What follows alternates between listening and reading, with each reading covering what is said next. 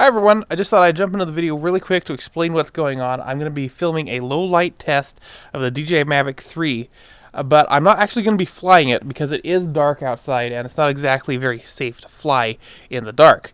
So we're just going to be doing this video hand holding the Mavic 3 and just, sort of carrying it around using it like a camera gimbal, a handheld camera gimbal to film all the Christmas lights. We'll just see how it does in the dark. It should do fairly well because of that large micro four thirds sensor, and it'll be interesting to see. I should also mention that I'm filming right now using the DJI Action 2, which is a really nifty little camera. It's tiny, very easy to just grab and film a little intro like this so I don't have to break out my big camera.